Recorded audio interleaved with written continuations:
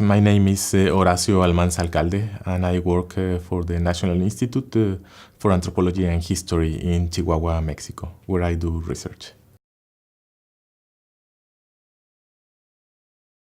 Yes, REDD Plus is a global strategy trying to address the causes of climate change. In that way, there are many different ways of understanding how the forests can be managed, and there are many different actors involved in this strategy in the different countries, and in that regard, you have a lot of complexity around forest management, and the way the government sees it can be very different from the way the community see it. So some government interventions can affect community livelihoods, for example, can affect the way the community deal with the natural resources, or I don't know, there are different ways in which interests clashes around sustainable management, around conservation issues, around forestry. Yeah. Yes, I've been involved in Mexico. Mexico as a country, as a government, has been quite involved in REDD Plus.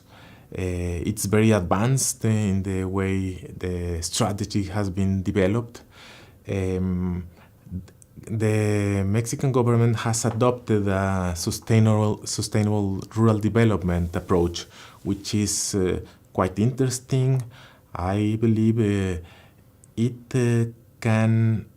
this approach can avoid conflict in some ways. But I think that there are different aspects that are like red lights, some warnings that we can find if we look more specifically to the local environment by asking some specific questions, by approaching the communities, by approaching the different actors and finding how the different interests clashes. So in that way, Mexico is interesting because the policy can be well designed, but what you find in the field, what you find in the different forums, can show you a very different picture.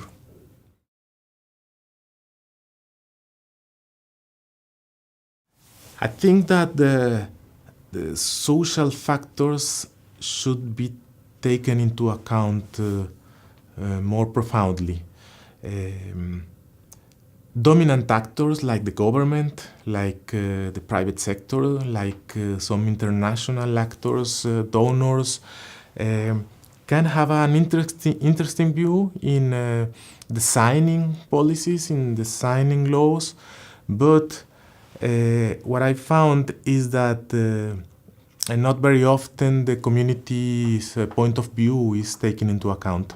There are also many other different social factors, like the way social movements or civil society put pressure on policymaking. The role of social relationships, the role of politics are not very commonly taken into account in the picture.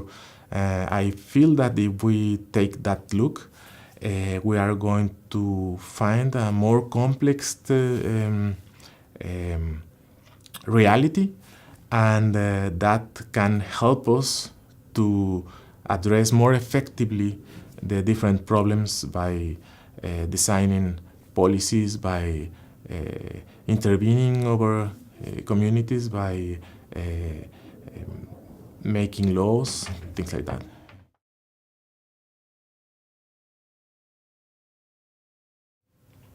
It's like approaching the main actors, the most relevant ones first. You interview policymakers, you interview officers, you interview those that are more involved in the design of the REDD Plus strategy. But further and further, you approach NGOs, and later on, you go to the communities. The community dimension is more complex, so you have to go slowly, and it's a process. You have to approach the local authorities, ask for permission,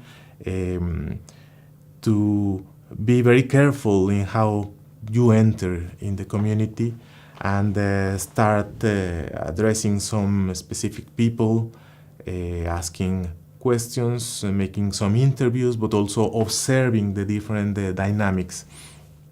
Once you get accustomed to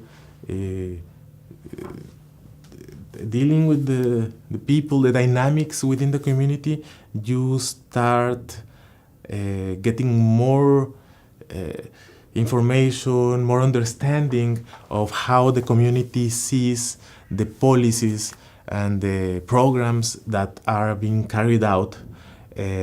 And you see that they have a very different view from what the policymakers have when climate change policy is designed, and to what purposes. Yeah.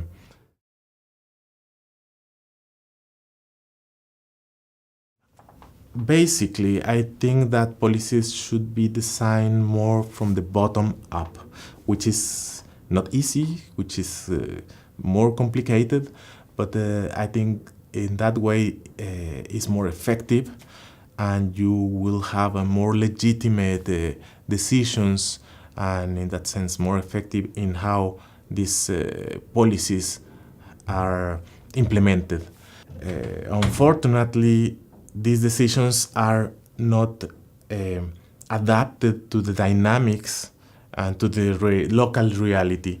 In that sense is why some of the policies fail, and also some of the policies are aggressive to the local dynamics, and that's why sometimes people are not happy at the end with those policies.